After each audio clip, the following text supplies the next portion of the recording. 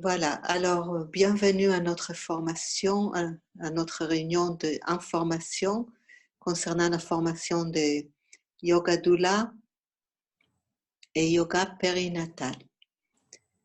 Et je vous propose de commencer avec une toute petite méditation qui nous permettra de se centrer. Et je trouve personnellement que chaque fois que je dois faire quelque chose ou dire quelque chose, si je me centre un peu, ça, c'est plus réussi que si je commence comme ça avec tout le mental sens, on appelle ça, c'est l'intellect qui va un peu dans tous les sens. Donc, vous pouvez vous joindre si vous avez envie. Oh.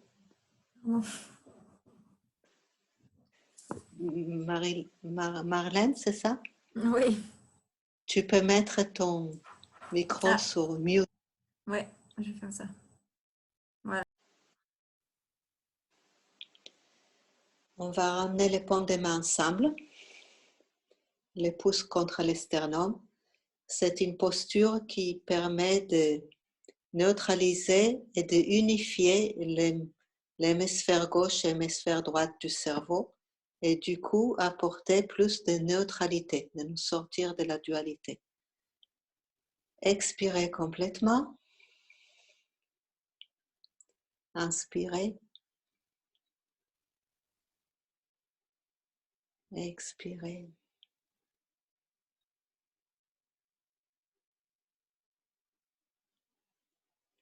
On va chanter le mantra d'ouverture de l'espace et c'est Ong Namo Gurudev Namo. Et ça veut dire je salue l'énergie créatrice qui est partout et qui est aussi en moi. Et je salue la sagesse divine qui est partout et qui est aussi en moi.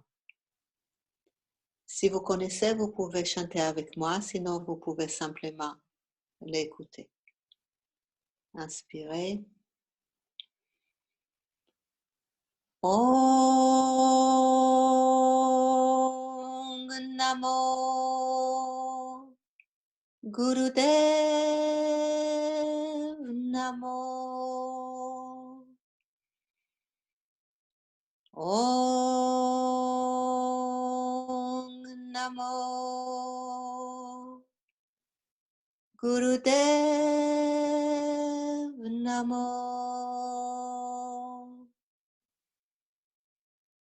Om Namo Gurudev Namo.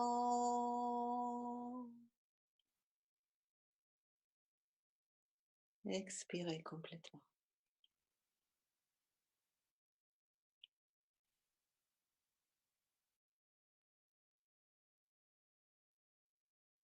Et Charan Kaman, si tu veux, tu peux mettre la musique tout doucement. Et nous, on va venir à poser la main droite sur la paume de la main gauche, les deux paumes de main. Vous pouvez donc détendre la posture des paumes de main une contre l'autre, relâcher la posture.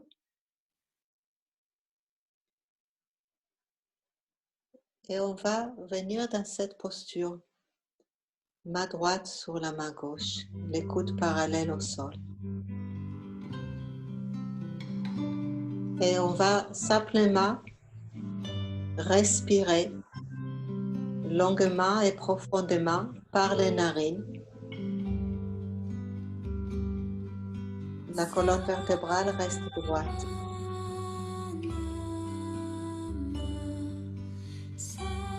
Vous pouvez vous joindre à moi.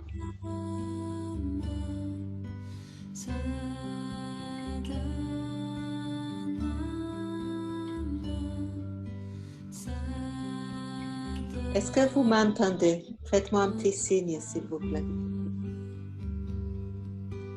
Vous m'entendez? D'accord.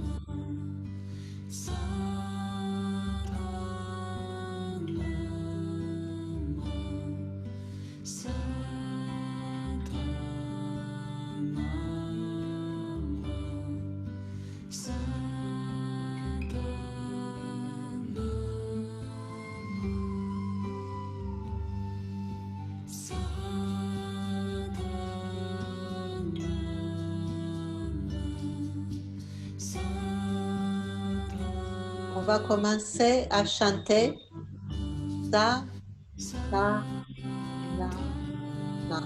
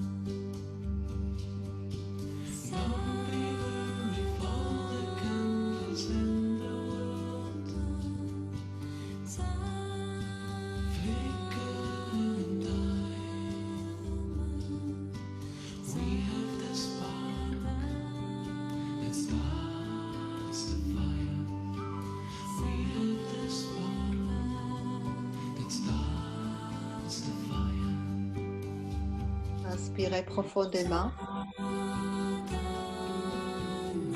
et levez les bras. Expirez. Étirez les bras vers le ciel. Étirez très fortement à partir des fessiers, les hanches, la cage thoracique, les épaules, les coudes, les poignets, les doigts.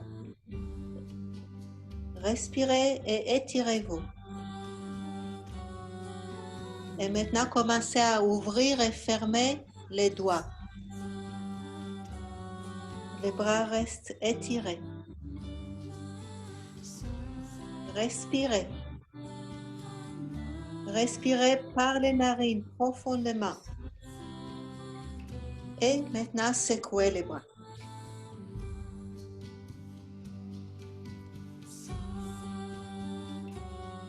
Et détendez les bras, les épaules.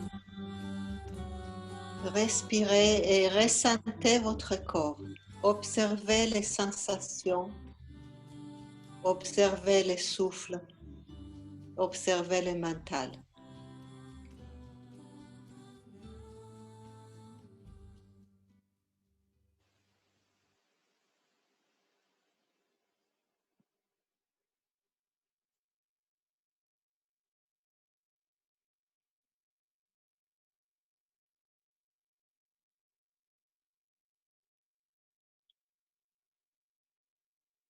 Et on va terminer la petite mini-pratique avec une respiration qu'on appelle la respiration alternée. On va avec la main droite, le pouce droit, on va appuyer contre la narine, l'aile de la narine droite pour la fermer et on va inspirer par la narine gauche. Une fois qu'on a inspiré complètement, on va fermer la narine gauche avec les petits doigts et expirer par la narine droite. Et on va continuer simplement cela. Inspirer par la gauche, expirer par la droite.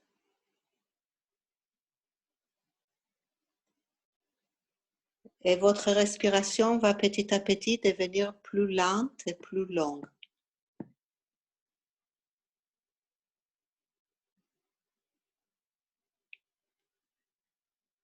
Vous pouvez aller à l'intérieur de vous-même.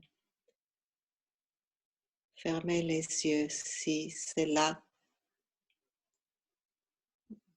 est possible.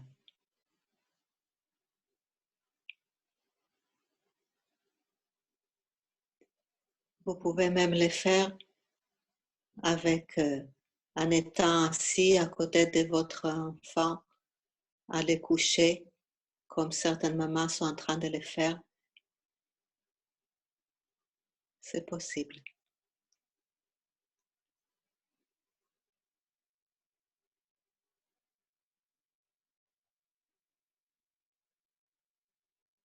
Tu peux garder la musique si tu peux, Sharon Kamal.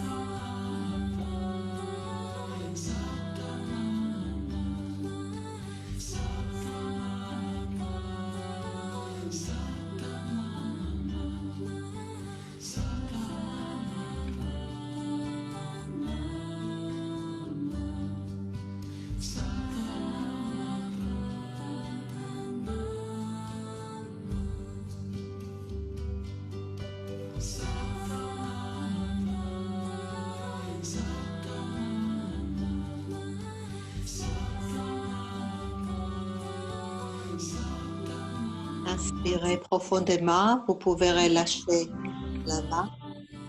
La musique peut doucement s'éteindre et expirer.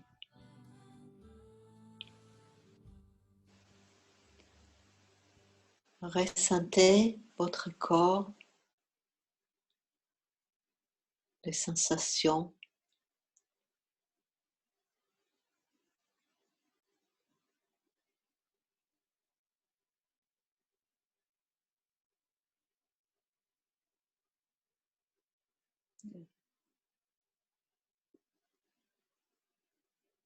La respiration alternée permet de purifier les nadis, les canaux énergétiques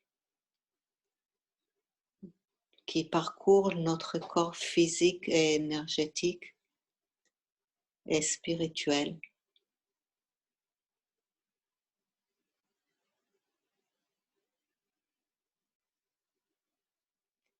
Elle permet de trouver un très bon équilibre entre activité et détente, entre action et réaction.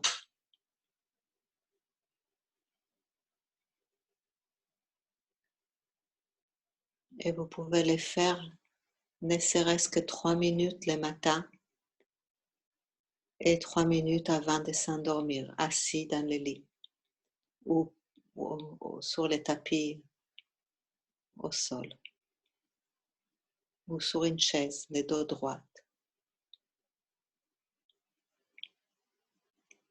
On va doucement revenir ici et maintenant et ouvrir les yeux.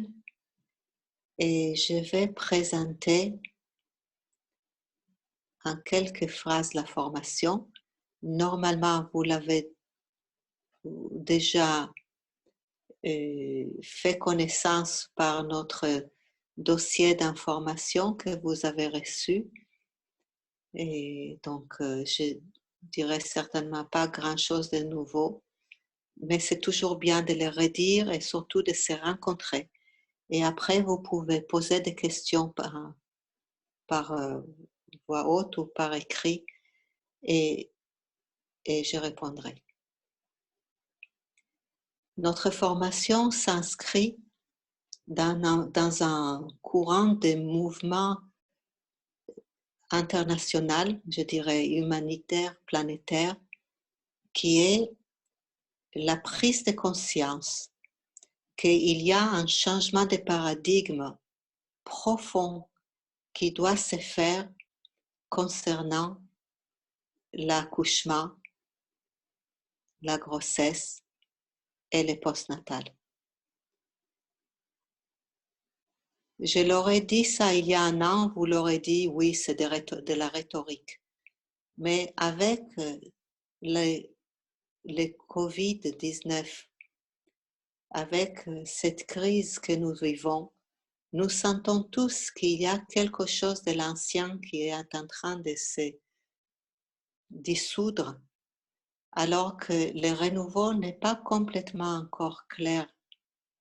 Et nous sommes dans une période entre deux. Je dirais une période d'accouchement de la conscience universelle. Alors, ce changement de paradigme, il dit quoi? Il reprend cette phrase que nous trouvons dans la Bible et qui dit, en français, vous allez m'aider puisque je ne traduis peut-être pas correctement, il dit, dans la douleur, tu enfanteras. Est-ce que c'est ça? D'accord. C'est une traduction de la Torah, donc en hébreu. Et en hébreu, ce n'est pas le mot douleur qui est écrit. Le mot qui est traduit en douleur, et on dit en hébreu etzev, elle a deux meanings, deux significations. Un, c'est système nerveux. Alors, si on pouvait dire, tu accoucheras avec un système nerveux puissant, est-ce que ça peut avoir un sens? Et si ton système nerveux n'est pas puissant, alors oui, ça serait dans une tristesse. Et l'autre signification de ce même mot, puisque ça s'écrit Be'etzev, je ne rentre pas dans toute la grammaire hébraïque, ça serait pour un autre moment, mais ça veut dire aussi que quand tu accouches, tu crées une nouvelle branche dans l'arbre de la famille. D'accord? Littéralement, je parle de littéralement. Avec les lettres qu'on trouve dans ces mots, ça peut être une signification. Et donc, nous vivons dans une époque qui a commencé déjà dans les années 60-70, où des professionnels de la périnatalité ont compris qu'il y a quelque chose à faire au niveau de la manière que les femmes accouchaient, puisque beaucoup de femmes vivaient l'accouchement comme un traumatisme. Et ce traumatisme impactait après leur vie, leur famille, la relation à l'enfant. Et donc, les changements de paradigme que nous proposons, et je vois qu'il y a un papa qui est présent, c'est génial. Je dis toujours bienvenue au papa, puisque le changement de paradigme ne se fait pas uniquement par la mère, mais aussi par les pères. Sa place est très, très importante dans cet énorme changement que nous proposons. Donc, ce changement, c'est de dire, est-ce que la femme peut retrouver sa puissance, on dit en anglais, empowerment. Est-ce qu'elle peut retrouver sa puissance et accoucher d'une manière active, c'est-à-dire laisser la physiologie faire et lui permettre d'avoir les conditions nécessaires pour que la physiologie fonctionne. Voilà, une autre petite magnifique. Bonjour et bonsoir. Voilà. Pour le bien-être de nos enfants, de nos filles, de nos fils, il est très important de changer de la peur à la confiance. Et c'est ça que notre formation propose.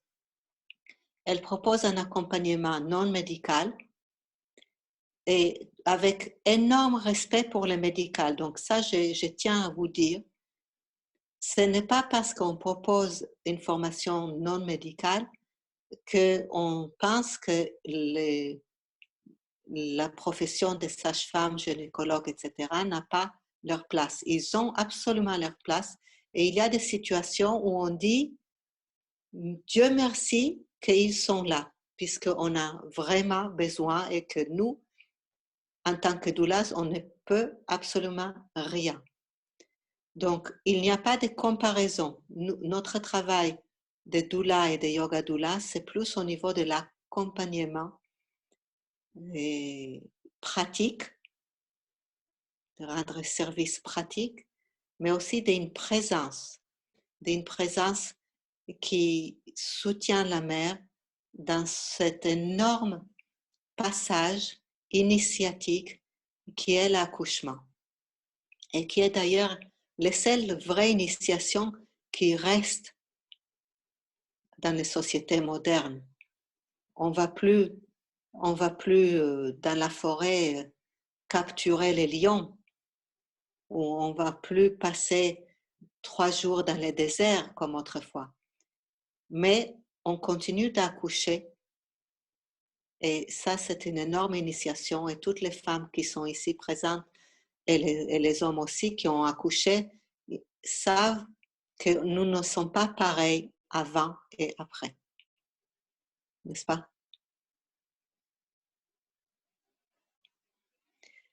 Alors, notre formation est une formation qui dure 27 jours plus une journée d'examen et correction en groupe. Et alors, il y a des personnes qui me posent la question, mais pourquoi est-elle longue comme ça? Puisque Michel Audin et Liliana Lammers, ils proposent une formation de 3 jours. Pourquoi elle est longue? Et la réponse est que c'est tout à fait vrai que pour devenir doula, à la limite, on n'a même pas besoin de formation. Puisque si vous êtes là avec moi ce soir, c'est que vous êtes déjà doula dans l'âme et que vous avez déjà cet amour et cette passion et cette dévotion à accompagner des mamans et des couples. N'est-ce pas? Par contre, pour devenir yoga doula, on a des éléments à apprendre ou des éléments à se rappeler. Puisqu'il y aura beaucoup d'informations que vous allez dire, mais je les sais déjà, je les ressens, mais je ne savais pas mettre des mots sur cette connaissance. D'accord? Et dans le Kundalini Yoga, on a une citation que j'aime beaucoup qui est Are you consciously conscious that you have a consciousness? Êtes-vous consciemment conscient que vous avez une conscience? Et après la formation, on ne sera plus consciemment conscient qu'on sait et qu'on a conscience de certaines choses. Pas tout, puisqu'il faut plusieurs vies pour être conscient de tout, mais on va avancer. Voilà, donc pour devenir yoga doula, on propose la perspective qui vient de la sagesse yogique, de l'hygiène de vie yogique. Et cela vient de l'Ayurveda, mais entendez bien, ce n'est pas une formation d'Ayurveda. Et je vais encore le redire les premiers jours de la formation. Ce n'est pas une formation d'Ayurveda qui elle va vous donner quelques éléments importants et nécessaires, mais vous n'allez pas devenir thérapeute ayurvédique. C'est une formation qui va donner beaucoup d'éléments sur comment pratiquer le yoga et l'adapter à la femme enceinte et aux femmes enceintes, parce que pas toutes les femmes enceintes peuvent faire la même chose, et aussi au postnatal. Et en même temps que je vous dis ça, j'ai envie de vous dire qu'il y a des femmes qui viennent faire la formation de Yoga Doula et qui ne vont pas se saisir de l'outil yoga. Elles vont le pratiquer pendant la formation avec nous, mais ce n'est pas leur outil de préférence. Et c'est tout à fait OK aussi, puisque quand on dit yoga, on ne parle pas uniquement de posture. Qui dit yoga dit une philosophie, dit une respiration, dit une concentration. D'accord? Alors, on est déjà tous un peu des yogis, puisqu'on respire tous. On essaie tous de se centrer quand il est faux, de se détendre quand il est faux. Mais vous auriez plus d'outils et vous allez pouvoir, si vous voulez, et si la famille le veut, si la femme qui vous contacte est intéressée, vous pourriez proposer des cours de yoga pré- et post-natal.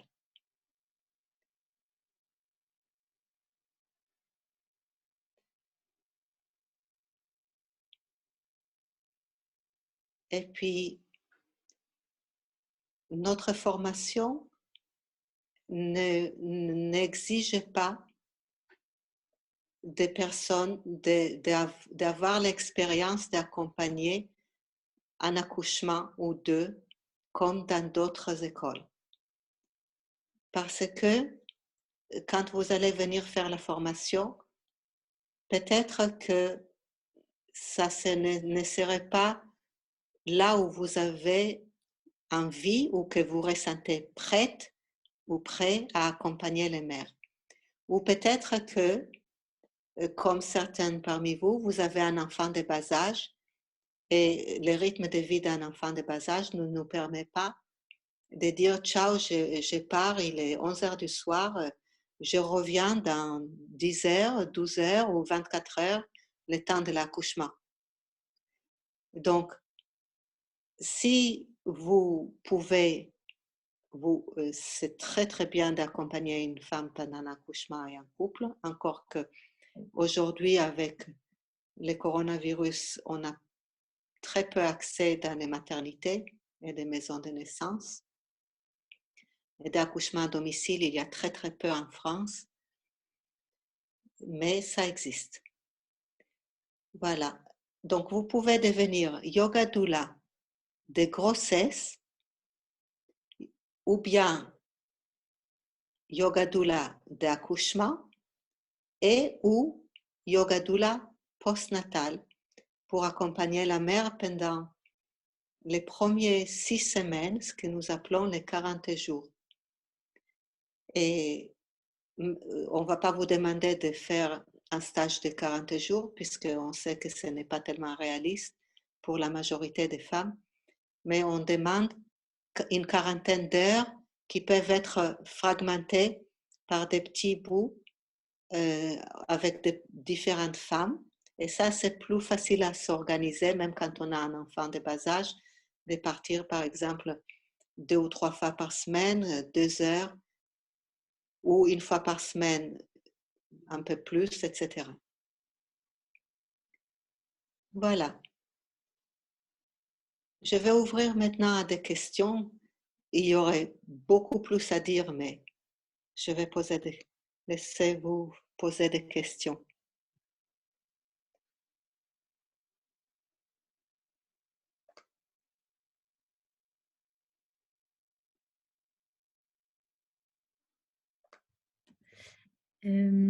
J'ai 3 questions, s'il vous plaît. Déjà, je voudrais savoir comment est-ce que ça se passe si pendant un jour de formation, on n'est pas disponible? On sait déjà qu'on n'est pas disponible. Oui. Bah, disons qu'il faudra vraiment essayer de tout faire pour changer son planning pour être présent. D'accord? Disons que là, c'est pas possible parce que c'est un mariage. Donc, je peux pas OK. leur demander de changer Dans la ce date. cas-là, il faut rattraper le temps manqué OK. et commence par exemple en demandant quelqu'un dans la formation et même par Zoom, c'est possible parce qu'on va prendre le temps de faire une présentation et puis après, c'est de se mettre en binôme. Oui, je répondrai à Julie tout à l'heure. Donc, d'être en contact avec une personne qui pourra vous transmettre les notes et nous allons aussi vous donner les diaporamas avec beaucoup de notes. OK. D'accord? Et OK. puis, quoi d'autre? Euh, Et si vous vivez géographiquement proche d'une des participantes, ça, on ne le sait pas aujourd'hui, mais on le saura quand la formation commencera. Vous pouvez aussi les rencontrer pour échanger. Parce que il y a certains sujets qui sont faciles à rattraper avec des notes et d'autres où il faut vraiment rencontrer la personne parce qu'on a montré un massage, etc. D'accord? OK. OK, merci. Et alors, j'avais vu que vous faisiez donc la différence entre les modules en résidentiel et en présentiel. Et donc, j'ai compris que quand c'était en présentiel, on ne peut pas dormir sur place. Par contre, Alors non, c'est pas tout à fait ça. ah, OK, d'accord. Donc, il y aura trois types d'enseignement. Un, c'est par Zoom, en ligne. Deuxième, les présentiels, ça veut dire qu'on loue un endroit et vous pouvez, donc là où on a loué, il y a aussi des couchages. Si vous voulez, vous pouvez aussi réserver des couchages. Et si vous voulez, on peut aussi demander à Anne-Sophie, donc la cuisinière que quelqu'un a rencontrée, c'est Sophie qui a rencontré Anne-Sophie, Antardel, qui est une cuisinière hors pair. Et si elle est disponible, elle viendra aussi nous faire à manger. Sinon, vous amenez votre casse-croûte et vous faites à manger. Par contre, nos journées sont archi remplies. Donc, c'est toujours mieux quand les repas sont préparés par quelqu'un d'autre et puis on peut juste venir et manger, d'accord? Mais on a les présentiels, l'idée, c'est que les prix soient un petit peu moins élevés. OK. Et les Et résidentiels, là par contre, c'est une location de tous les gîtes avec une personne qui vient faire à manger. Voilà. OK. Et du coup, alors que j'ai vu même, j'étais déjà là la dernière fois, mais j'ai pas pu Oui. rester jusqu'au bout. Il y a plusieurs personnes qui viennent de la région parisienne. Comment est-ce qu'on fait quand on n'a pas de voiture et qu'on va venir en train? Et j'ai vu que c'était pas tout à fait proche de la gare. Donc, le miracle, c'est qu'il y a toujours des solutions. Donc, quand le groupe est constitué, on sait qui vient d'où. Et très souvent, il y a une belle solidarité dans le groupe et quelqu'un viendrait à la gare te chercher. Et sinon, la personne qui nous loue les gîtes, il peut aussi faire un aller-retour. OK. Mais il faut lui donner une petite contribution pour ça. OK.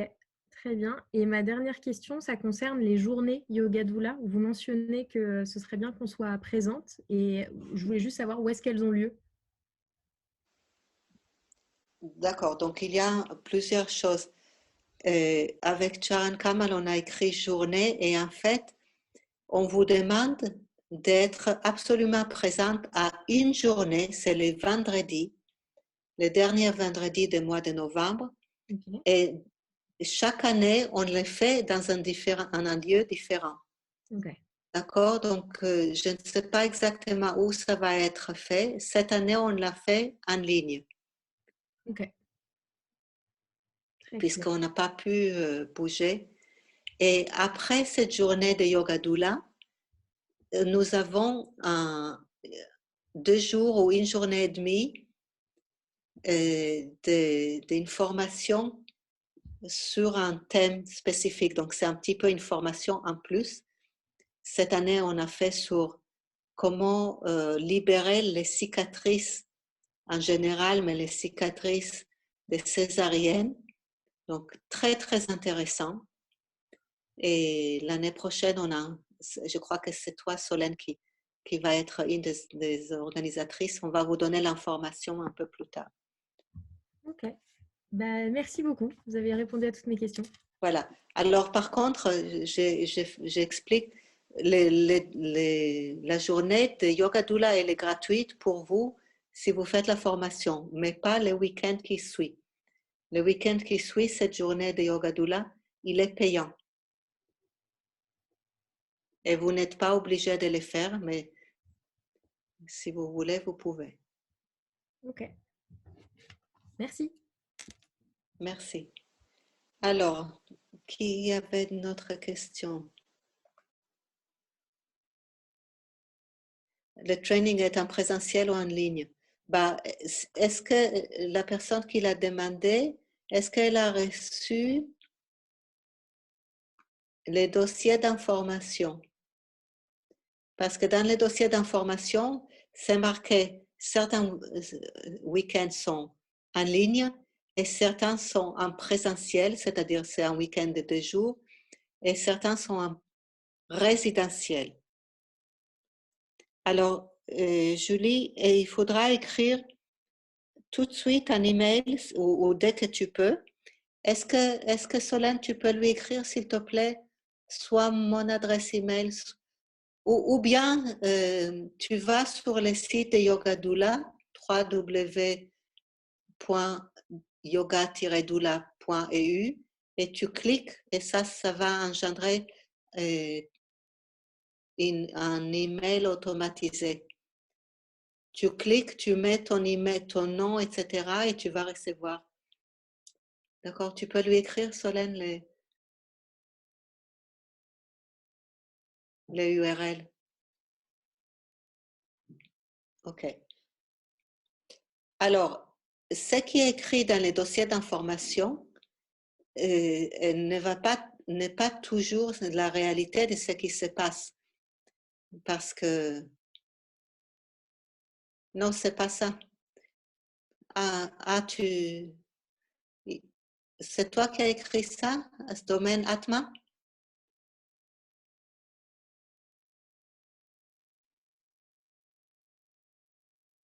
OK, d'accord. OK. Et selon la situation sanitaire, il est possible qu'on ne va pas pouvoir se déplacer. Et le week-end qu'on voulait faire en présentiel, on le fera en ligne. Mais ce que j'envoie à l'univers, c'est qu'il nous faut au moins une semaine résidentielle ensemble. Parce qu'on ne peut pas faire toute la formation en ligne, ce n'est pas possible. Donc la semaine d'octobre, elle est essentielle. Et la semaine de février, elle est excellente si on peut la faire aussi en résidentiel. Mais après, on verra ce que la situation va nous imposer.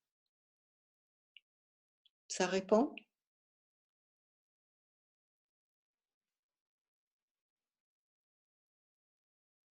Est-ce que vous avez d'autres questions? Demandez-moi sur les sous, c'est toujours une question importante. L'argent, l'échelonnement, osez toutes les questions. Si vous avez un bébé, si vous habitez loin, si vous voulez faire la formation et que vous n'avez pas la possibilité, demandez-moi tout.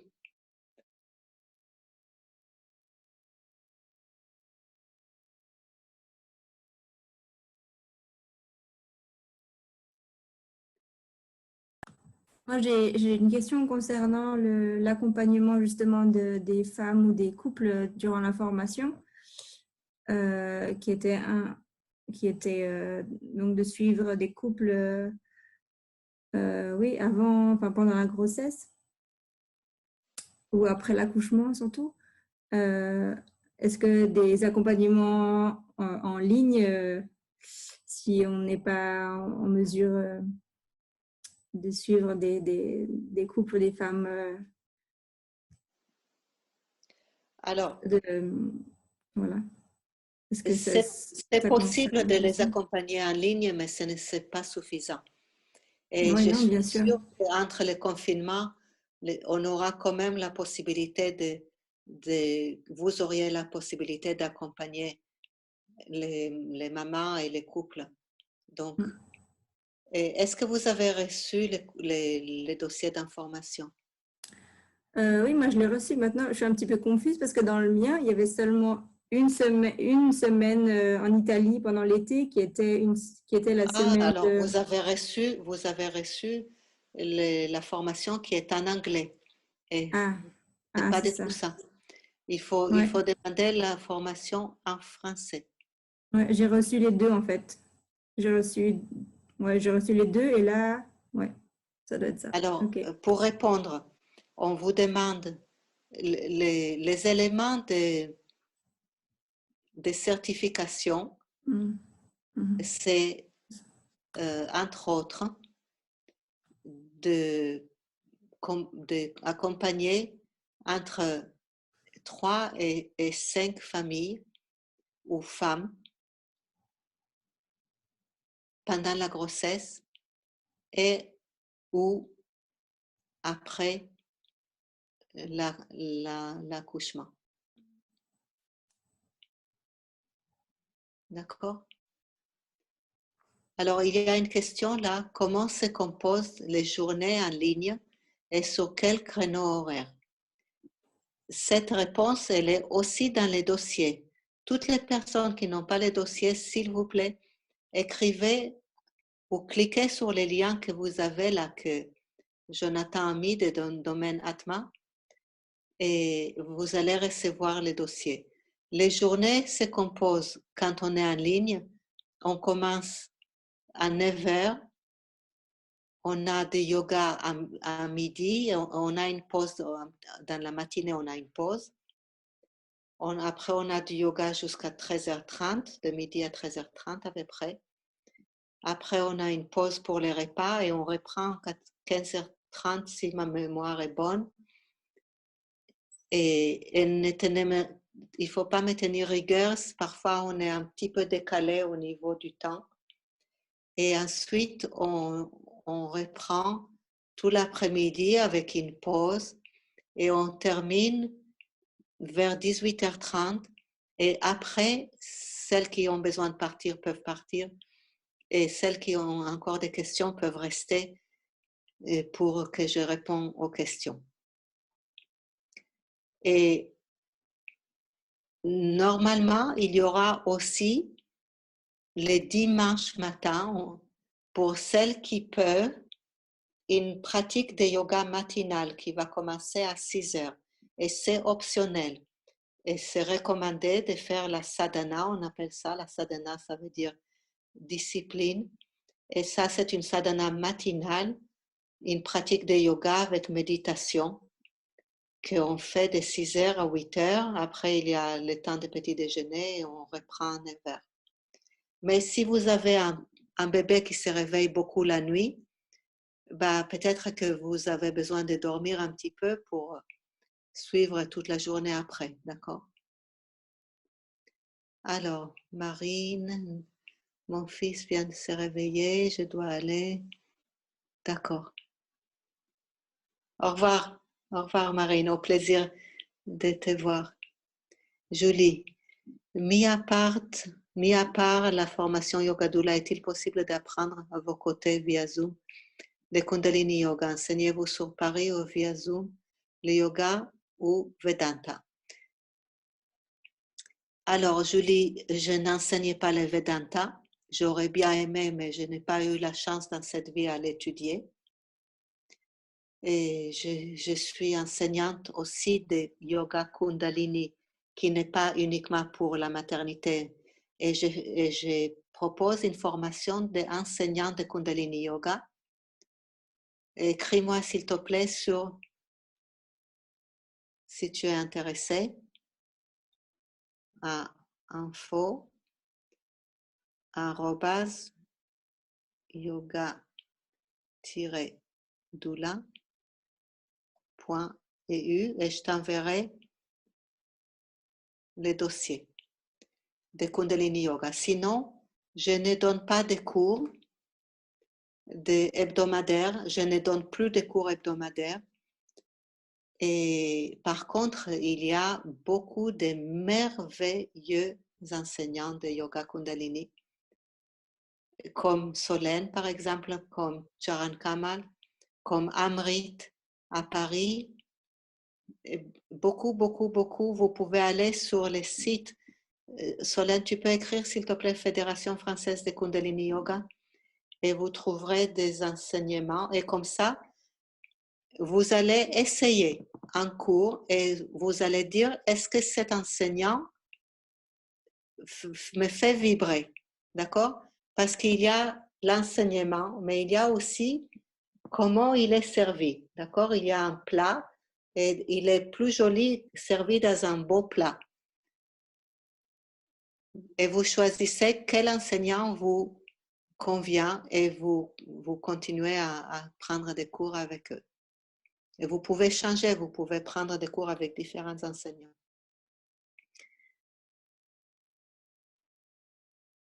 Est-ce que vous voulez savoir plus sur comment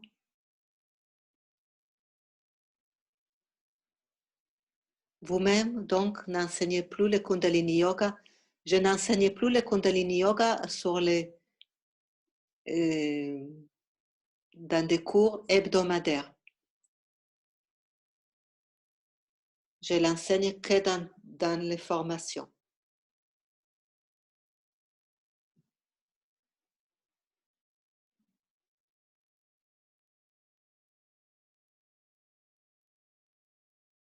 Pourquoi, Julie, c'est important pour toi de le faire avec moi?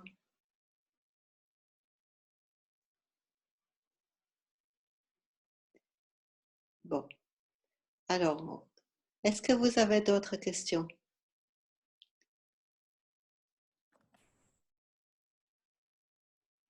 Pour commencer. Alors, tu sais, tu peux commencer avec d'autres enseignants, tu vas apprendre autant et tu vas beaucoup aimer.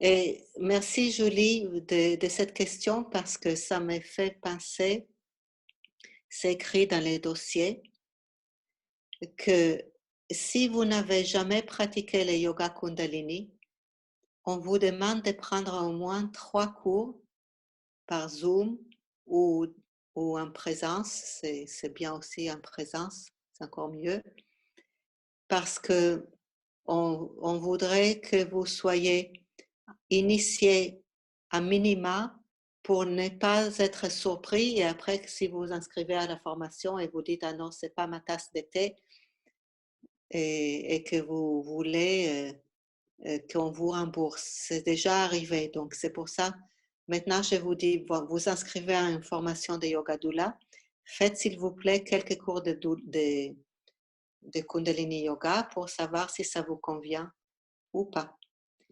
Ça ne veut pas dire que vous devez après les pratiquer énormément. On vous demandera pendant la formation de pratiquer 20 cours et ça peut être par Zoom ou encore mieux en présence parce que la formation n'est pas assez longue pour vous donner vraiment toutes les saveurs de la pratique de yoga. Donc, c'est nécessaire de pratiquer en dehors et on va vous demander aussi une pratique personnelle. On va vous donner un kriya, c'est-à-dire un enchaînement de postures avec respiration, parfois avec les mantras, avec des mudras, c'est-à-dire des postures des doigts ou des mains. différentes postures. Et on va vous demander de les pratiquer pendant 40 jours d'affilée. Ce qui est difficile à faire tout de suite quand on commence. Parfois, on fait 30 jours et on a sauté un jour et hop, on recommence. Mais ça fait partie du schéma et c'est OK, il n'y a pas de souci. Et pour celles qui ont un enfant, un tout petit enfant, c'est un petit peu plus compliqué parce qu'on sait que les nuits sont très, comment on va dire, quel est le mot?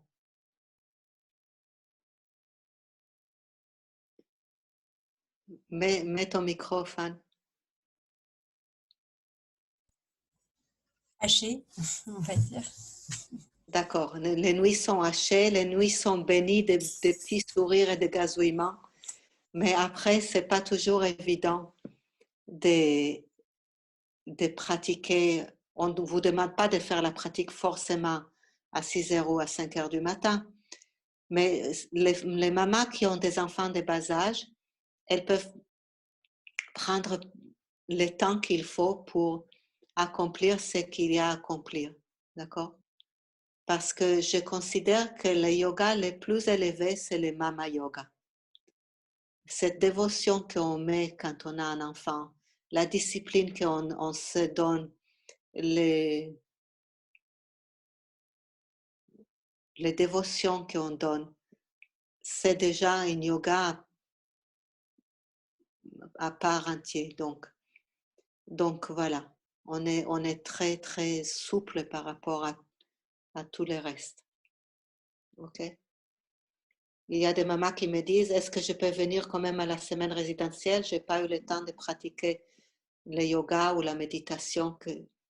Je dis, oui, bien sûr, tu peux venir. Et tu devrais venir parce que ça te fera beaucoup de bien de rencontrer tout le monde. Alors, si vous avez un enfant qui tète encore, ou même s'il est nourri au biberon, il ne faut pas se séparer de l'enfant longtemps.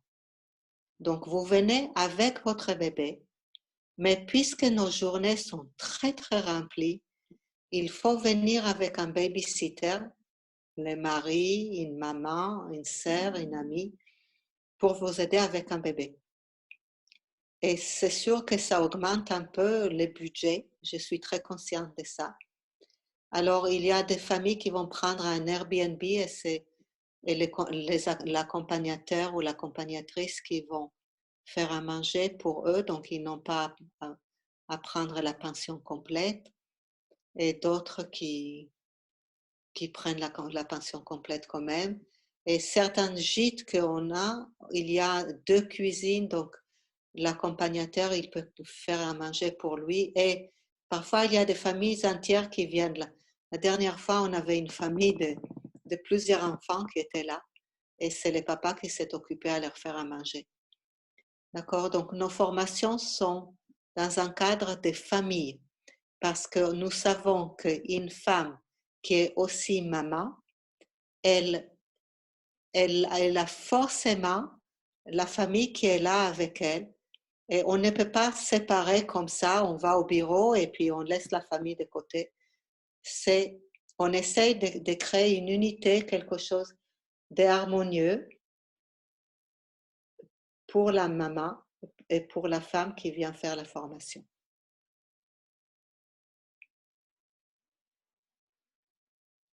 D'autres questions?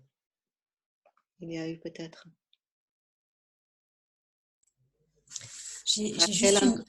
Sophie me demande à quel endroit se situe le résidentiel. Alors, ça se situe entre Grenoble et Lyon, proche d'une ville qui s'appelle la Tour du Pin. Et si vous avez reçu le dossier, vous cliquez et ça va vous ouvrir la page du lieu qui s'appelle la Côte Claire. C'est le nom du gîte. Mais normalement, quand vous êtes ici à La Réunion, c'est que vous avez déjà vraiment bien épluché les dossiers. Si ce n'est pas le cas, il faut le faire, s'il vous plaît. Et après, vous pouvez toujours me poser des questions par email ou vous pouvez aussi m'appeler si vous avez des questions. D'accord? Alors, d'autres questions, Fan? Oui, c'était juste pour le week-end en présentiel. Pour l'instant, on ne connaît pas le lieu, hein, c'est ça? Si, on connaît. Ah, d'accord. Et C'est c'est le même lieu que le résidentiel, du coup? le présentiel et le résidentiel. C'est au même endroit? Oui. D'accord. Ok. Merci. La seule chose qui peut changer, je tiens à vous dire, c'est que si on a énormément de personnes de formation, bah, peut-être que je devrais changer de lieu. Mais voilà, c'est très peu probable. Alors, qui c'est qui nous demande, apprend-on pendant la formation comment partager notre travail de yoga doula? Est-ce que tu peux m'expliquer l'essence de ta question, Julie? Ça veut dire quoi partager notre travail? Avec les familles? Oui, ou avec... Écris-moi si tu ne peux pas mettre ton micro.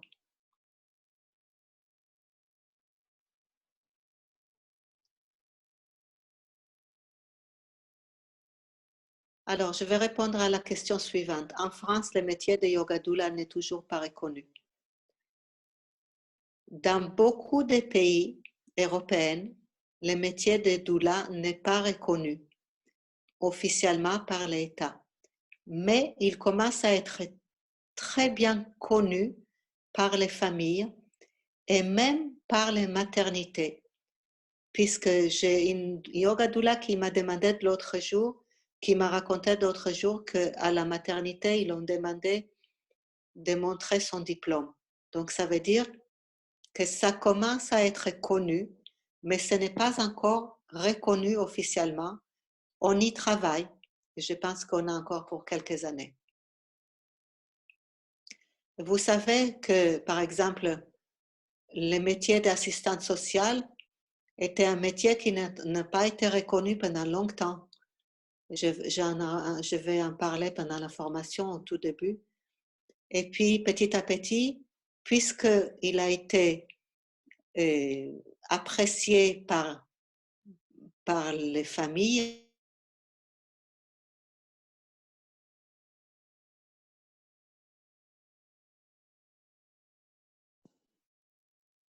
alors, apprend-on pendant la formation comment partager notre travail au niveau marketing? On va en parler un peu, oui. Un peu, parce que c'est, encore une fois, on a un cadre de temps limité, donc je ne peux pas faire un cours en marketing. Je ne suis pas formée pour ça, mais j'ai un peu d'expérience, donc je peux vous parler aussi, et les autres formatrices vont parler aussi de comment faire connaître votre nouveau statut de yoga doula.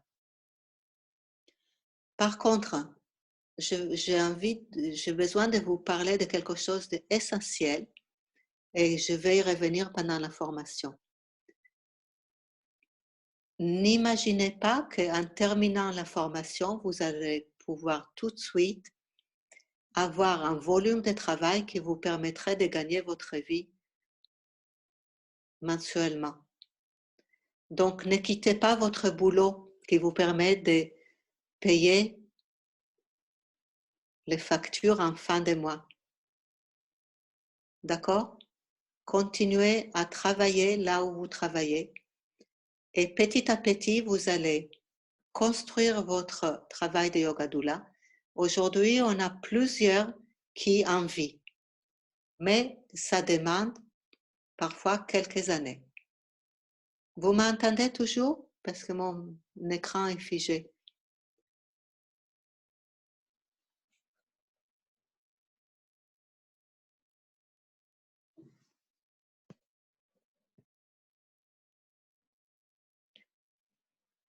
On entend, mais l'image, mon image aussi est complètement figée, je ne sais pas pourquoi.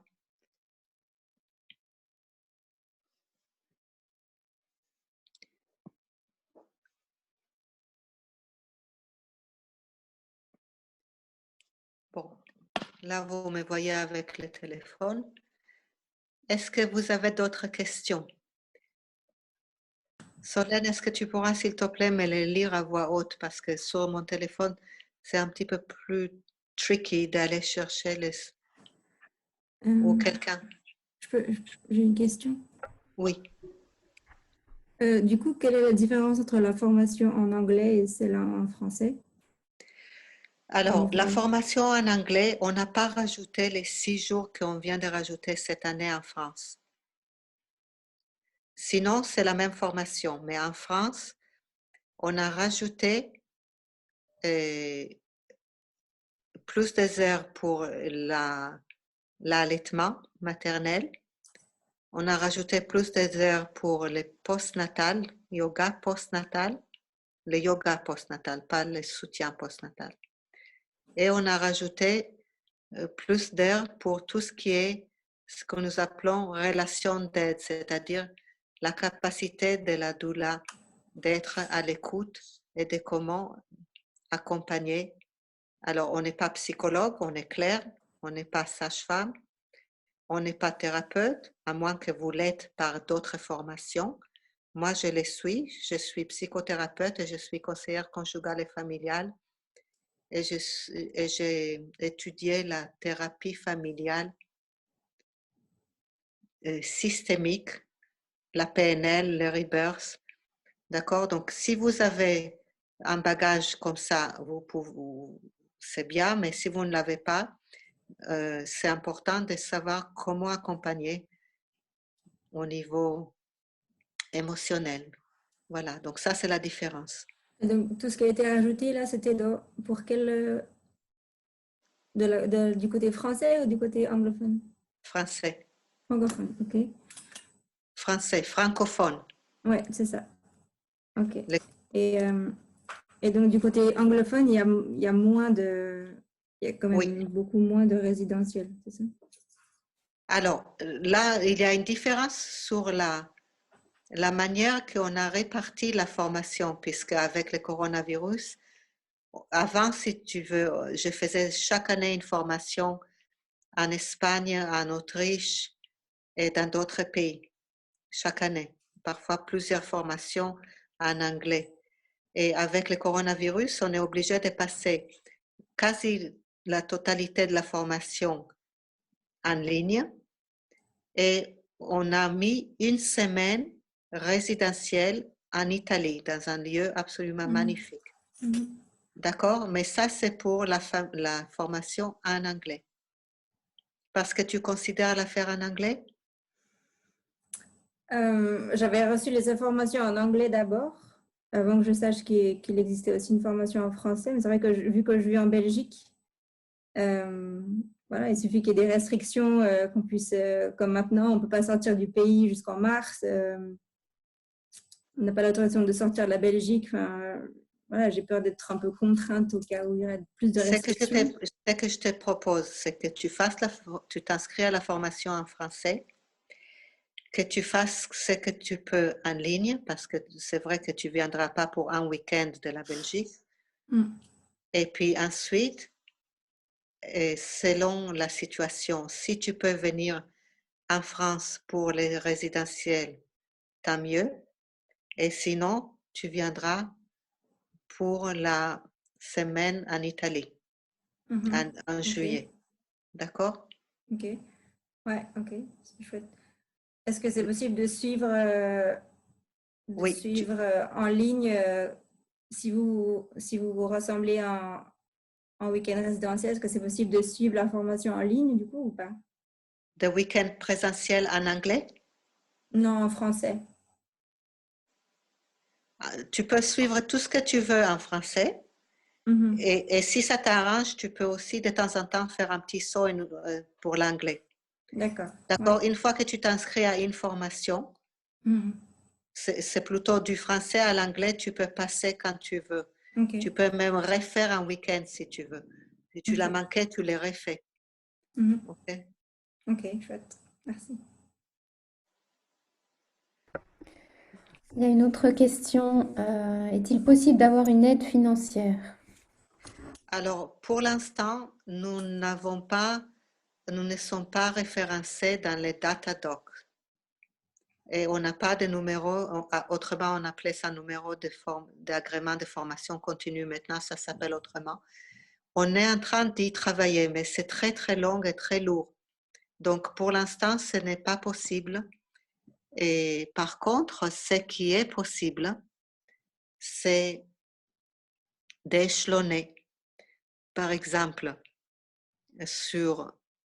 une fois qu'on a payé les heures pour s'inscrire, on peut échelonner sur 5, 6, 10 et jusqu'à 12 fois. Et même si ça vous fait trop, une somme trop importante, vous m'appelez. Chaque fois que vous voulez faire un échelonnement, vous avez besoin de m'écrire personnellement. Et pas seulement en échange, d'abord vous me proposez votre budget, un plan de financement, d'accord?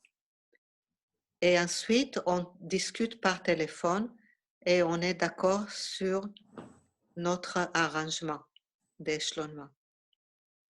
Est-ce que ça répond?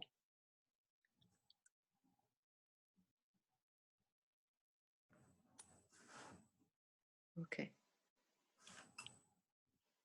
Il y a des petites conditions, par exemple, si vous me dites je vais payer sur 12 fois, je vous dis d'accord, mais s'il vous plaît, envoyez aussi les chèques de caution qui correspondent, parce que j'ai appris à faire confiance, mais à attacher mon chameau. Vous connaissez cette histoire? Faire confiance, mais attacher mon chameau, ça veut dire de faire confiance, mais aussi de faire le nécessaire que si la personne se volatilise dans la nature, et ça arrive, elle a quand même un engagement et elle a des chèques de caution. Ce qui fait que les personnes sont beaucoup plus sérieuses. D'accord? Donc, veuillez m'excuser. J'ai perdu ma naïveté. D'autres questions?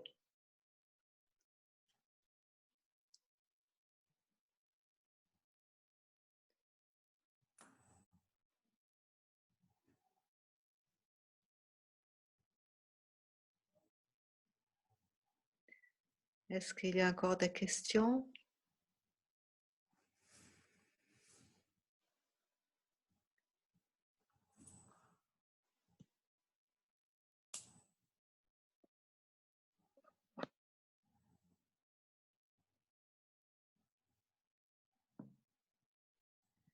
Bien.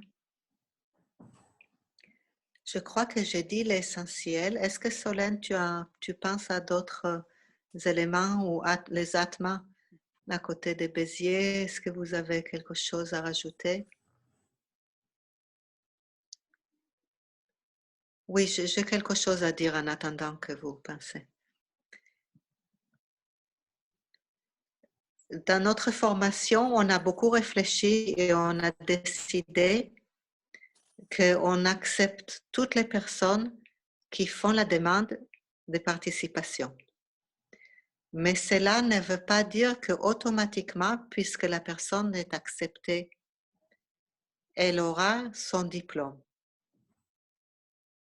Vous comprenez que quand on est doula et yoga doula, on est auprès d'une maman, d'un couple souvent, dans un moment de vie très très fragile et très sensible. Et la doula, elle doit avoir un certain aplomb, un certain équilibre émotionnel et psychologique pour ne pas se mettre en danger et pas mettre le couple et la femme en danger. Imaginez par exemple que moi j'ai eu une histoire traumatique qui m'est arrivée à moi ou à quelqu'un dans ma famille et que je vais rencontrer une famille qui va me raconter quelque chose qui va réactiver mon traumatisme. Et je vais me mettre à pleurer, je ne saurais pas que dire. Ce n'est pas une bonne chose, ni pour moi, ni pour la famille. Donc, notre formation, d'abord, elle est un processus aussi de savoir-être. C'est pas seulement un savoir-faire. C'est-à-dire, c'est un processus qui nous permet de se rapprocher de soi-même, de guérir de certaines choses, de poser des questions sur d'autres choses. Parfois, je suis tellement travaillée que j'ai besoin d'aller trouver un thérapeute qui m'accompagnera d'une manière individuelle pendant la formation parce qu'il y a beaucoup de choses qui remontent à la surface. D'accord?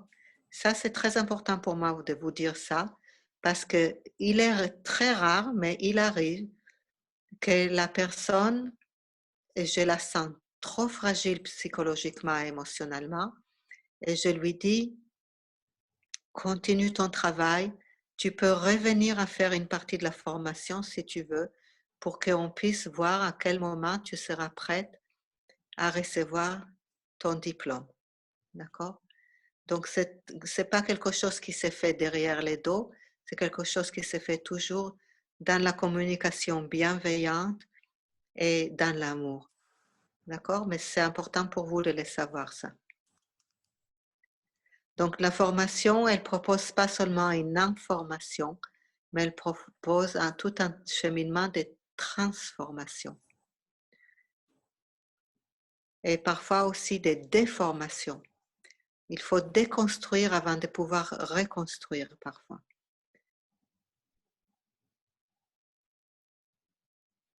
À toi, Solène, si tu as envie.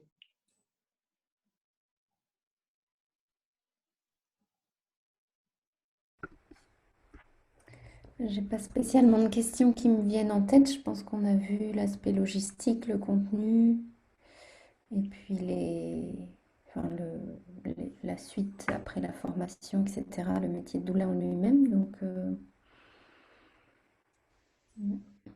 Peut-être un témoignage. oui. Ben, pour faire écho à ce que tu viens de partager, c'est vrai que la formation, c'est pas, enfin, c'est une formation qui vient faire un travail intérieur aussi. Euh, c'est pas seulement une formation professionnelle, c'est aussi et avant tout hein, une transformation personnelle qui va vous amener à devenir doula. Euh, donc c'est une formation qui va aller vraiment en profondeur, qui va venir vraiment toucher les parties sensibles que vous-même avez besoin de guérir pour avancer sur votre cheminement et ce qui vous a appelé à faire cette formation. Euh, donc ça c'est Merci. important de le savoir. Et en même temps, on est là, on n'est pas là non plus à vous pousser. Si vous sentez que vous n'avez pas envie de parler de certaines choses, c'est tout à fait votre droit de garder ça pour vous. Et quand vous sentez prêt, bah alors la graine commence à germer, commence à pousser et puis elle va éclore. D'accord? On ne va pas vous violenter absolument pas, ni verbalement et ni émotionnellement. Et on va vous proposer une pratique, un enseignement avec une pratique de yoga. Et puisque notre corps est une usine à chimie, il faut mettre votre micro là. Il y a des bruits au fond. Notre corps est une usine à chimie et quand on commence à faire des respirations et des postures, la chimie du corps change et donc forcément notre état de bien-être augmente et on est plus dans un processus de nettoyage autant physiologique qu'émotionnel et de réparation, etc., etc. D'accord. Mais tout se passe dans la mesure du possible. Chacune a son rythme. Oui.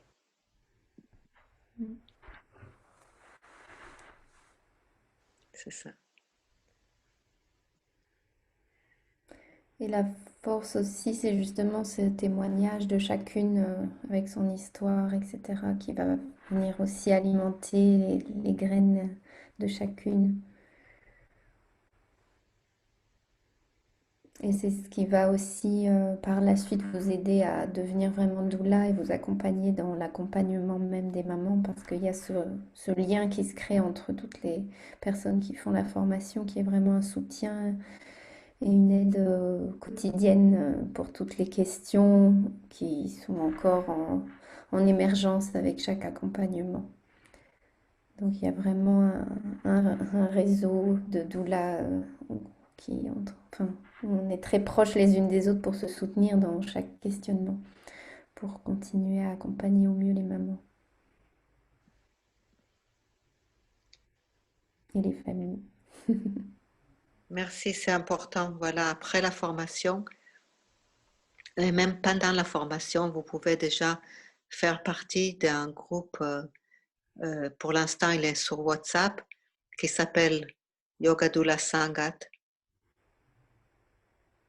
Et puis, la, pendant la formation, on va créer aussi un groupe de WhatsApp des personnes qui font la formation pour maintenir justement les contacts. Et bien sûr, un groupe des emails aussi pour vous envoyer les documents et des fiches, etc.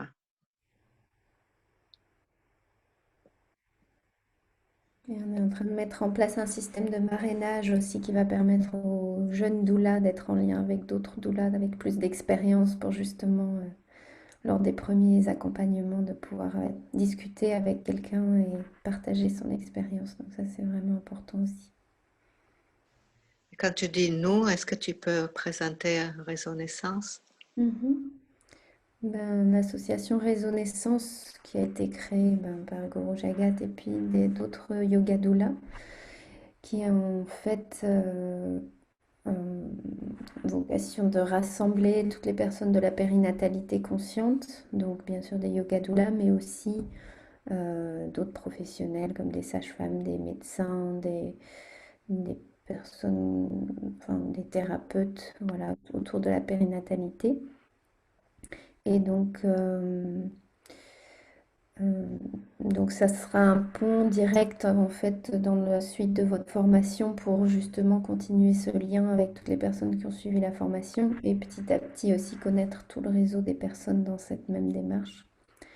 Et notamment chaque année, on organise une semaine pour sensibiliser sur la thématique de la maternité consciente, ou cette année c'est sur le postnatal, où on vient organiser des événements pour informer tout simplement les familles de ce qui est possible. Donc voilà, c'est un réseau naissance, ça sera voilà, quelque chose que vous allez découvrir au fil de votre formation et qui sera un petit peu un tremplin pour vous par la suite après pour continuer à trouver votre place de professionnel. Est-ce que tu peux mettre les liens pour... Oui. Alors, Réseau Naissance, c'est l'association qui fédère... Ah, pardon, j'ai pas coupé mon micro. Réseau Naissance, c'est l'association qui fédère les yoga doulas, mais pas seulement les yoga doulas, aussi les doulas qui viennent d'autres associations sont les bienvenus, et des professionnels de la périnatalité. Et je vous rappelle que la différence entre doula et yoga doula, c'est que la yoga doula, elle puise beaucoup de ressources de la compréhension de l'être humain par le yoga. Et donc, c'est très, très universel, c'est très humaniste. Et bien sûr, de la pratique.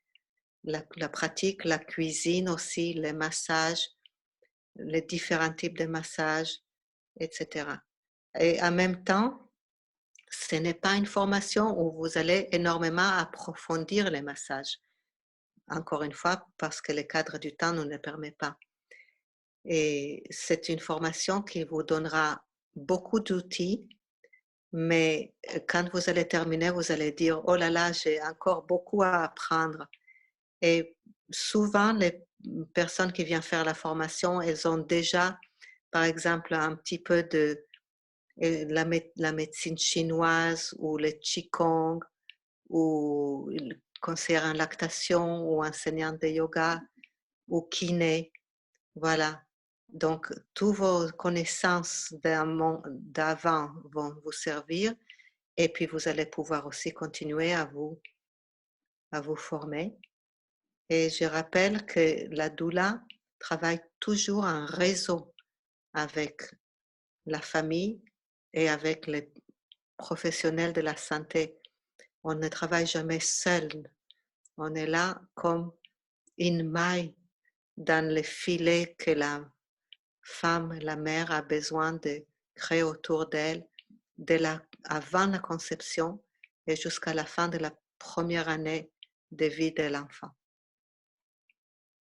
Parce que nous, on propose aussi, après les soutiens postpartum, mais après, on propose aussi des cours de yoga postnatal.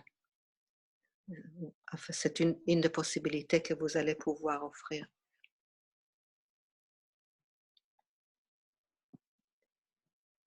Voilà. D'autres questions des personnes? Activez votre micro ou écrivez-nous.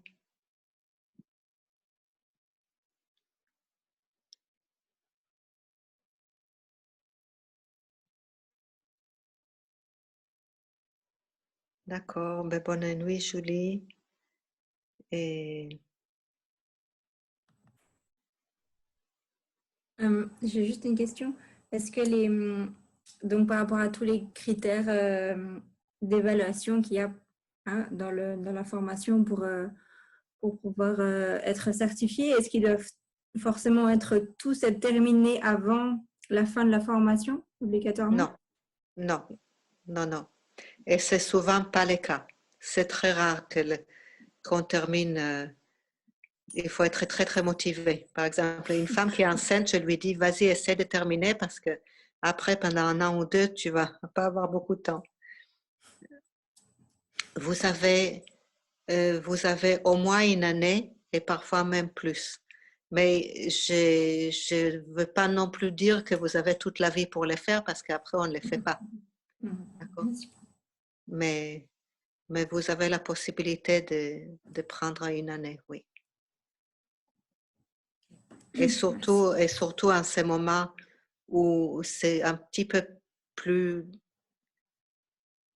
moins simple, on va dire, pour accompagner les mamans et les couples en présentiel. C'est possible, il y a encore beaucoup de gens qui le font, hein. Avec une distanciation, avec le masque, c'est possible.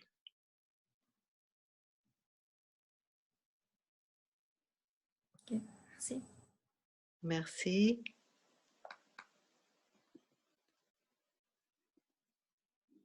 D'autres?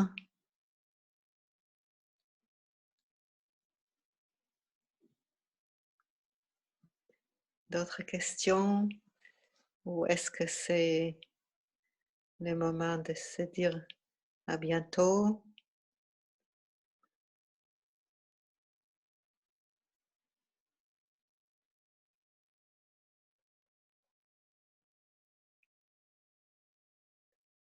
Si vous connaissez des doulas autour de vous, vous pouvez toujours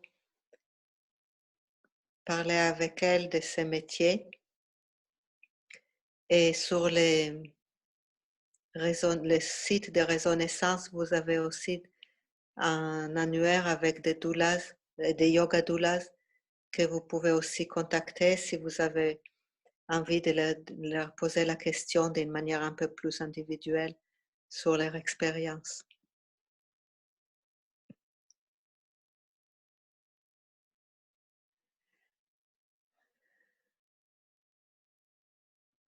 Bien. Je réfléchis. Il y a encore un élément au niveau du coût global de la formation, c'est écrit dans les dossiers d'information et dans les dossiers d'inscription. Et c'est que la semaine résidentielle, elle a un coût aussi qu'il faut calculer. D'accord? Il faut savoir que ça coûte à peu près entre 350 et 400 € pour la semaine. et qu'il faut compter ça dans votre budget. Et après, je peux aussi discuter avec chacune plus personnellement si vous avez des difficultés financières.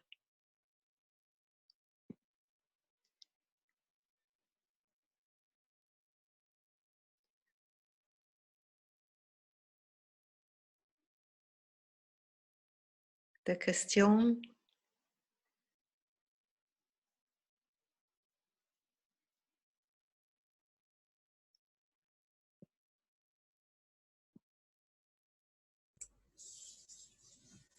Dernière petite question, justement par rapport au coût du résidentiel, au coût supplémentaire. Si je viens avec ma petite Clémentine, j'aurai peut-être ma mère qui viendra avec moi. Du coup, elle aussi devra, il faudra que je débourse aussi pour elle 400 € supplémentaires. Alors, pas forcément 400, mais c'est sûr qu'il va falloir trouver des solutions pour l'héberger. Donc, soit vous êtes dans le gîte, ce qui est beaucoup plus pratique d'être sur place, et il faut payer son lit, mais elle pourra peut-être se faire à manger. Et dans ce cas-là, c'est moins cher. D'accord? Et c'est plus pratique quand on a un enfant d'être sur place, parce que comme ça, si le bébé a besoin de tétée, elle peut l'amener, elle peut s'asseoir avec nous aussi pendant la formation. Et voilà. Il y a des familles qui préfèrent prendre un Airbnb pas loin, mais ça rend la situation un peu plus complexe parce que il faut l'amener avec la maman le matin, donc ça veut dire qu'on n'est pas là pendant la semaine résidentielle, on fait la sadhana tous les jours. Encore une fois, c'est pas une obligation, mais c'est vraiment très très bien de pouvoir le faire au moins 2 ou 3 fois dans la semaine. Donc, quand on est sur place, c'est beaucoup plus simple. Voilà. OK. Il y a d'autres mamans des enfants de bas âge?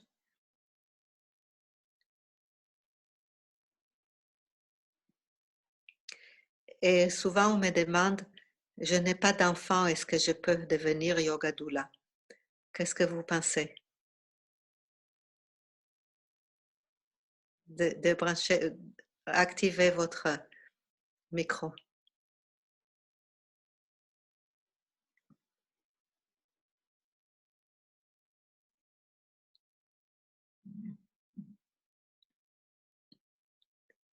Oui, c'est possible de devenir yoga doula. Alors, Sophie écrit,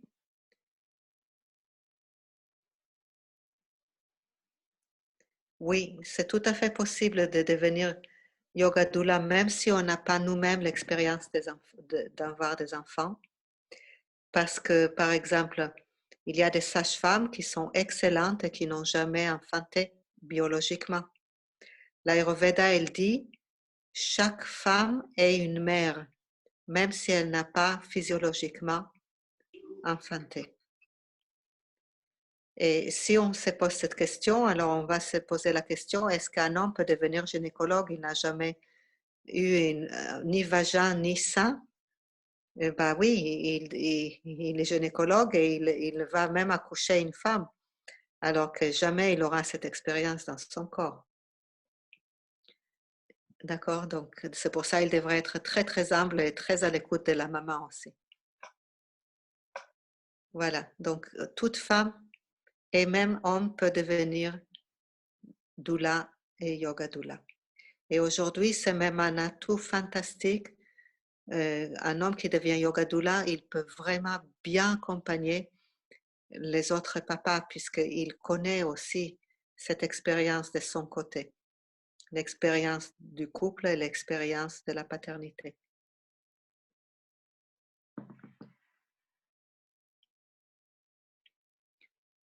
Cette année, on n'a pas de demande de la part des hommes, mais on verra. Ça va peut-être venir encore.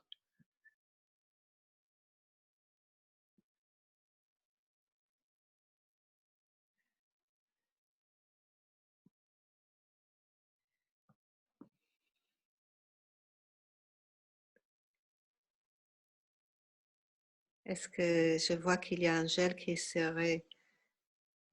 revenu? Combien avez-vous d'inscrits?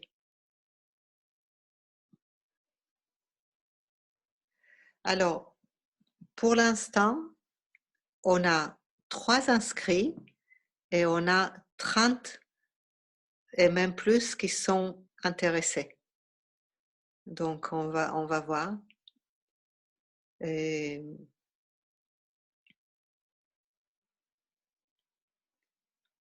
vous savez que jusqu'à la fin du mois de janvier, c'est les prix de réduction. Et donc, voilà, c'est intéressant de s'inscrire avant. La date finale, c'est le 31. Attends, il faut que je lise la question dans son ensemble.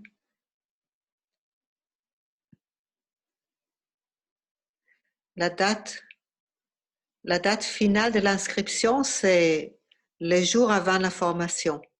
À moins qu'il y a tellement de personnes qu'on ne peut plus accepter. Ça peut arriver.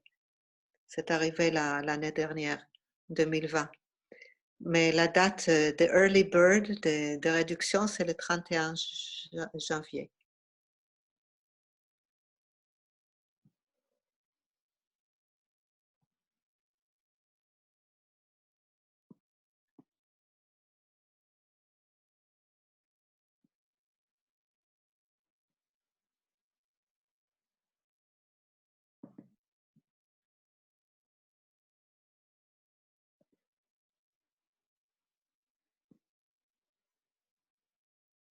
Bien. Si vous n'avez pas d'autres questions, Safo n'a pas de questions, Angèle, je crois que vous êtes les deux seuls qui n'ont pas écrit quelque chose. Sandrine, il y a Sandrine qui est là.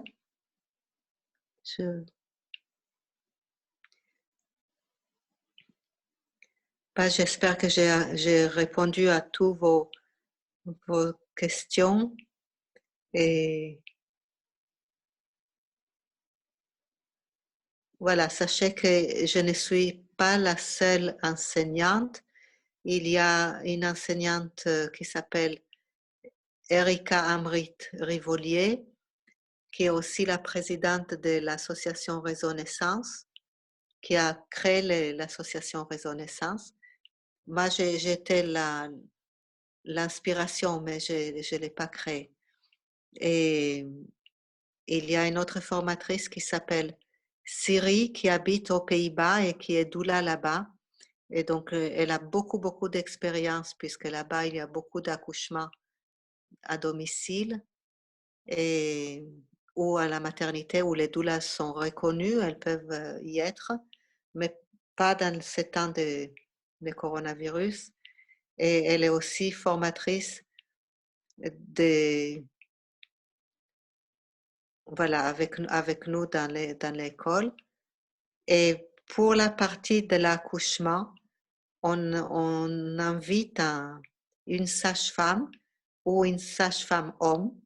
Cette année, en 2020, on a fait la connaissance d'un sage-femme homme qui travaille à Lyon et qui est venu et c'était extraordinaire.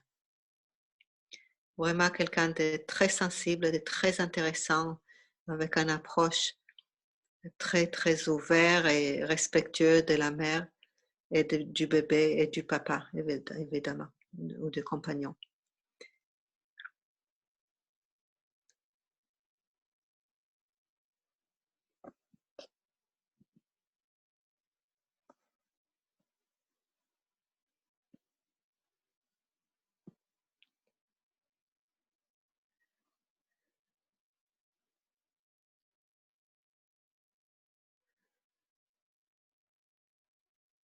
Bien, je vous propose quelques instants de méditation pour fermer notre espace. Donc, asseyez-vous droit.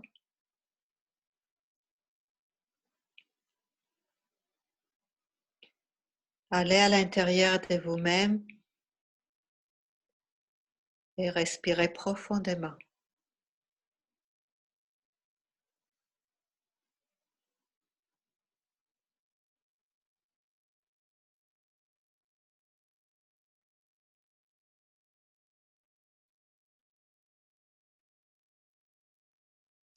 Sentez vos fessiers contre le sol ou la chaise. Sentez votre dos. Ressentez le souffle qui rentre par les narines et qui sort par les narines. Ressentez la substance de ce souffle, sa température, la sensation qu'il vous procure au niveau des narines et au niveau du corps entier.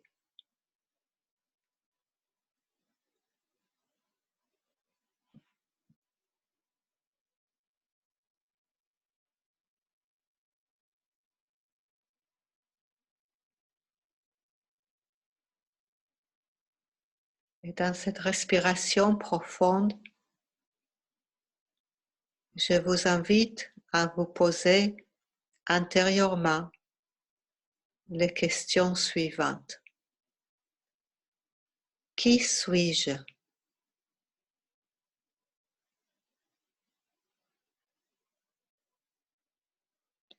De où viens-je? Je viens d'où?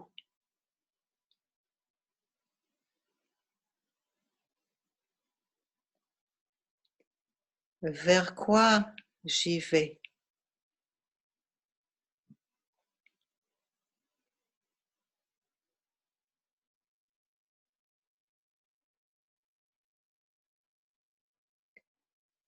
Qu'est-ce que je voudrais accomplir dans cette vie?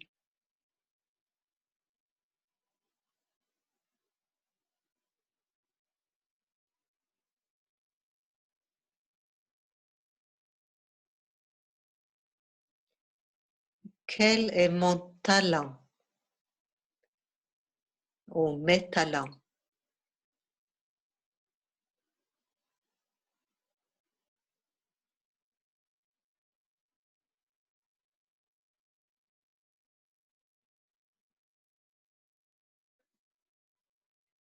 Comment est-ce que je peux rendre la chose que j'aime faire un travail qui me permet de vivre pour que le travail soit de la joie, une source de satisfaction.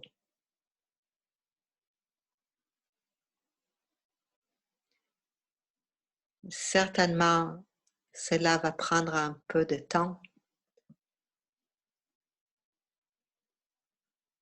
mais quelle est la voie X de mon âme et quelle est la voie E de mon âme?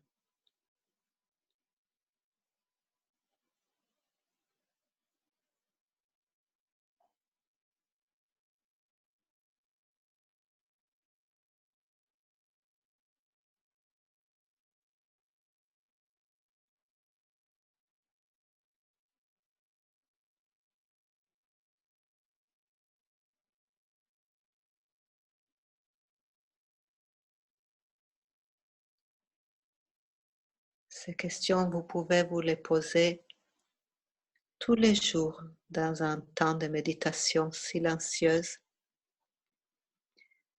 Et une fois ces questions sont posées, faites le calme à l'intérieur pour entendre les réponses ou sentir les réponses ou voir une image qui nous amène vers une réponse.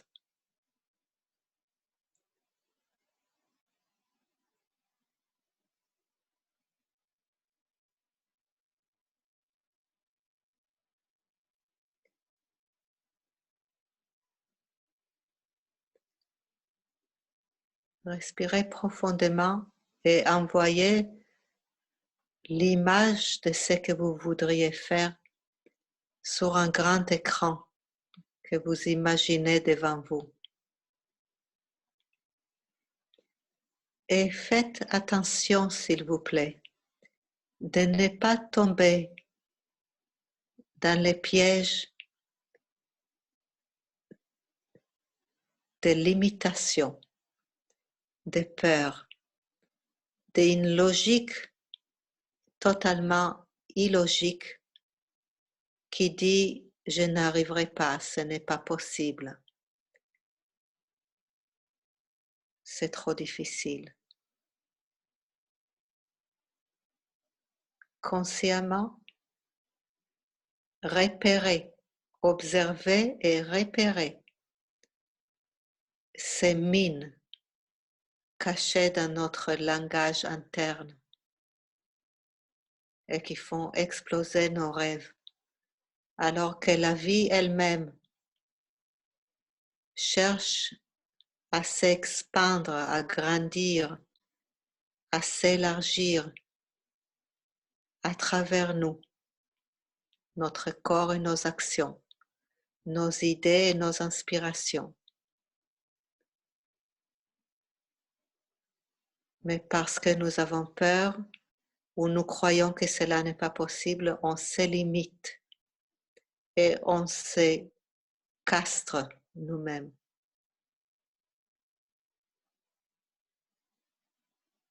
Alors, pour un instant, envoyez ces limitations loin, au-delà de la Terre et de la galaxie même.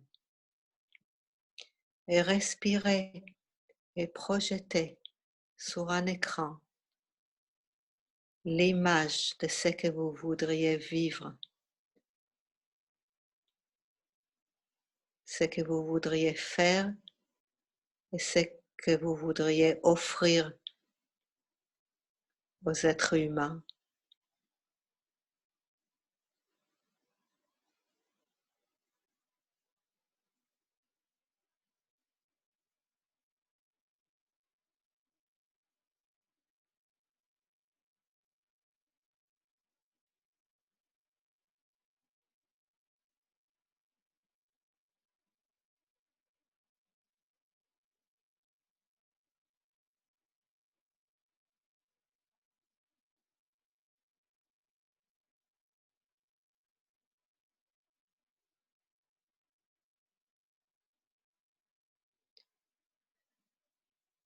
Je vous remercie pour votre temps de concentration. Quand je me libère de mes propres limitations, je peux aussi aider à une maman de se libérer de ses propres peurs. Et c'est sûr que c'est un travail en progrès, comme on dit en anglais, work in progress. C'est pas quelque chose qu'on arrive à acquérir tout de suite, à maîtriser tout de suite. Mais on a fait les premiers pas. Je vous remercie. Vous pouvez ramener la main sur la poitrine, les mains sur la poitrine. Merci à vous. Et peut-être dans la joie de partager cette belle sagesse ancienne de femmes, de mères, de couples, de sexualité avec vous.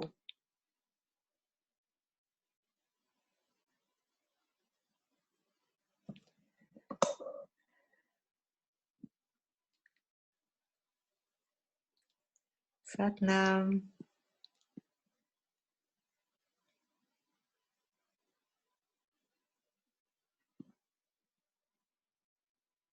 Merci et bonne soirée, bonne nuit. Bonne nuit à toutes. Merci à tous. Merci Safo.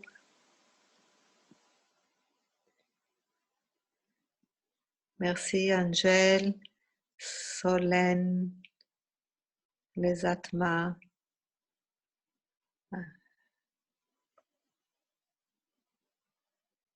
Fan, Sophie et Marilyn, si je les prononce correctement.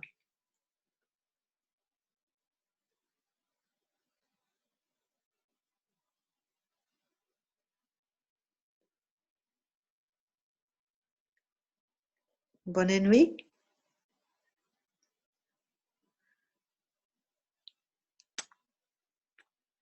Blessings. À bientôt.